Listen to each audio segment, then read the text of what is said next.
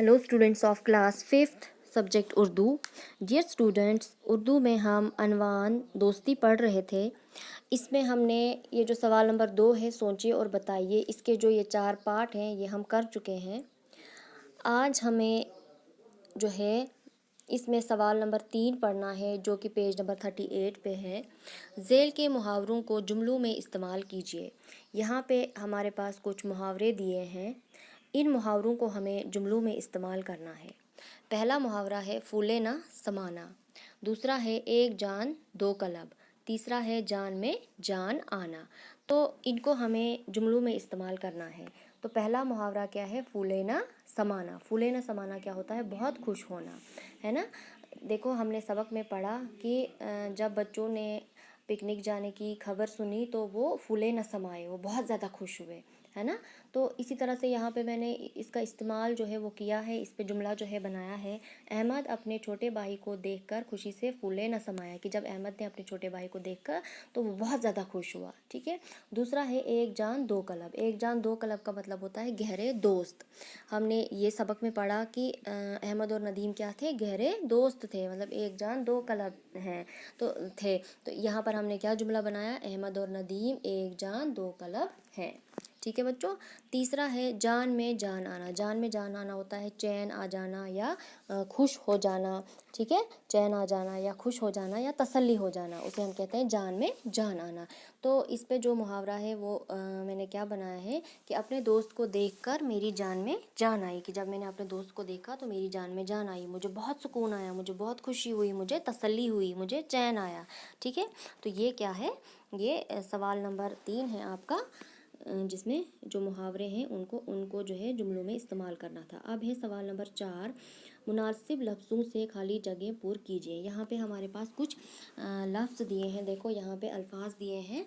तो इन इन लफ्ज़ों से हमें क्या करना है? यहाँ पे खाली जगह दी है, इन खाली जगहों को हमें पूरा करना है। आपकी टेक्स्ट बुक्स पे ये खाली जगह होंगी, यहाँ पे तो मैंने ये फिल कर दी है, ठीक है। आप वहाँ पर भी फिल कर सकते हो। अब पहला है अहमद और नदीम डैश थे। इसमें 2 ऑप्शन दिए हैं, एक दोस्त और दूसरा दुश्मन। तो अहमद और नदीम क्या थे?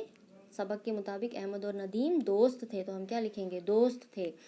पहलगाम कश्मीर का एक डैश मकाम है, और हमें पता है पहलगाम क्या है। इसमें भी देखो 2 ऑप्शन दिए हैं, एक बुलंद और दूसरा सेहत अफ़ज़ा।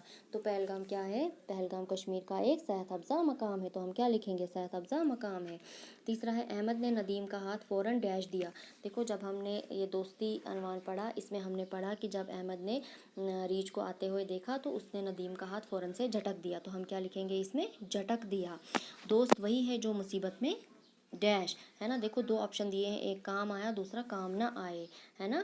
तो दोस्त वही है जो मुसीबत में काम आए, ठीक है। उसके बाद देखो, आपका सवाल नंबर 6 है, मिसाल देखकर अल्फाज बनाइए।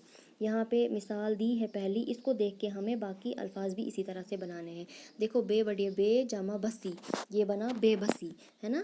बे का मतलब ही होता है लेस, कम या विदाउट, है ना। तो बेबसी का मतलब होता है लाचारगी या मजबूरी, ठीक है। जिसमें जो मजबूर हो या लाचार हो, जिसमें लाचारगी हो, मजबूरी हो, उसे हम कहते हैं, उसको हम कहते हैं बेबसी, ठीक है।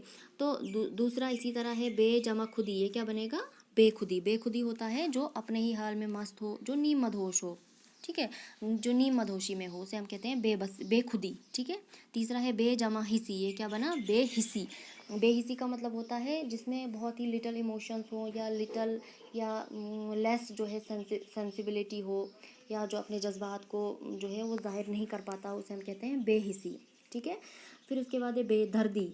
बे जमा दर्दी बनेगा, यहाँ पे हम क्या लिखेंगे? बेदर्दी। बेदर्दी होता है जो बेरहम होता है, या जिसमें काइंडनेस ना हो, जो पेनलेस हो या मर्सीलेस हो, उसे हम कहते हैं बेदर्दी, ठीक है।